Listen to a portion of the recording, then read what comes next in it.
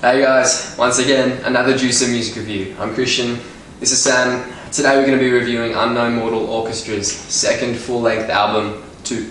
Yeah, look, Unknown Mortal Orchestra are a three-piece psychedelic pop band hailing from both New Zealand and the States, and this is their second effort, 2, stylized in Roman numerals, and it's the follow-up to their self-titled debut, which was famed for some poppy, really light, easygoing tracks such as How Can You Love Me, and of course Funny Friends, which was a big hit.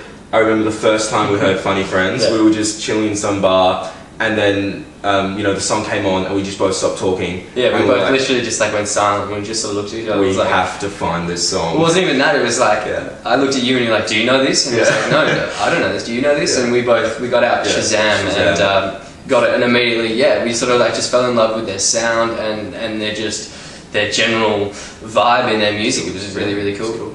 On that first album, whilst there were some really irrefutably fun, simple and catchy songs, the album for me really lacked character, and bar a few hooks here and there, it was nothing all that impressive. However, Unknown Mortal Orchestra had such a promise in their sound, with their fuse of lo-fi indie rock and psych pop. You almost had faith that something good was around the corner. Luckily, in 2, I feel as if they've established a more trenchant sound that is far more audacious and boundless, characterised by some really long, winding verses, some breezy pop melodies, and many a psychedelic jam. Unknown Mortal Orchestra demonstrate a wide range of songwriting abilities, such as the aforementioned poppier, more radio-friendly tracks, and then delving into some much more experimental and progressive songs, such as Monkey, Secret Christians, and No Need for a Leader, which eventuates into some nice long-winded jams. Having said that, however, I feel as if a lot of the time these jams sort of fade off into oblivion with no real purpose or zest. It's a bit of a letdown in that sense, and I'm quite a fan of psychedelic rock in general, so I got quite excited when I when you hear the songs breaking off into these sections and the song really loosening up a bit. However, they don't build and they just remain at a flat line the whole time. And this is something that I think Tame Impala in their 2012 LP Lonerism executed to perfection. Yeah. And in that sense, Unknown Mortal Orchestra could perhaps emulate next time.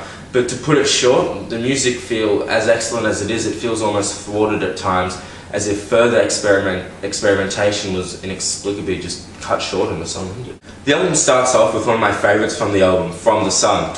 It's almost ironic. Frontman Ruben Nelson sings over this blissful guitar pattern talking about suicide and isolation. I think the exact line is, isolation can put a gun to your head. And in fact, it really sets the tone for the whole EP. It's experimental, yet manages to retain some structure and free-flowing without being too abstract and pretentious, if you know what I mean. As well as this, the next few tracks to follow in the album are really strong in their own right as well. They were the original singles to drop from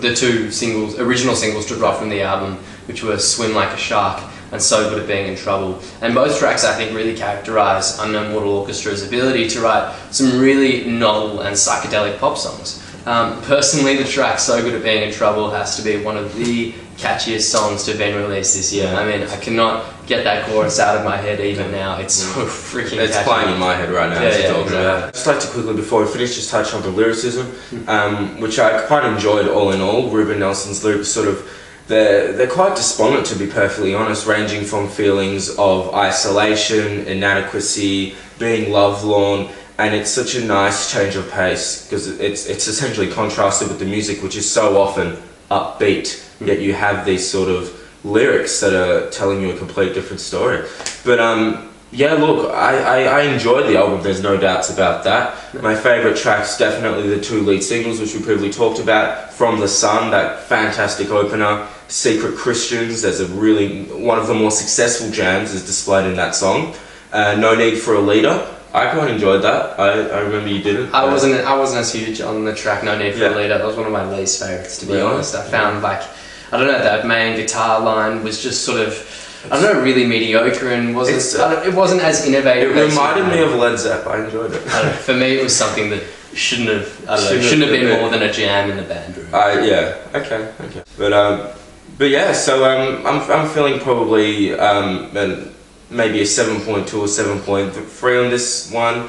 Definitely fascinating to listen to, and I definitely recommend if you're into this type of genre to give it a listen.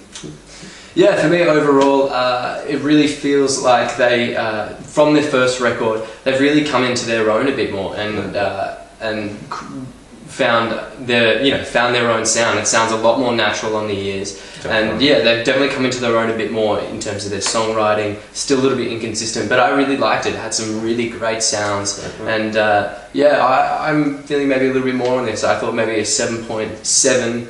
7.6. Yeah, so not bad. I think potentially it could have been a lot better than what it was. I think it had the potential to like push into the strong 8s, even 9s range, but it just wasn't there. Yeah.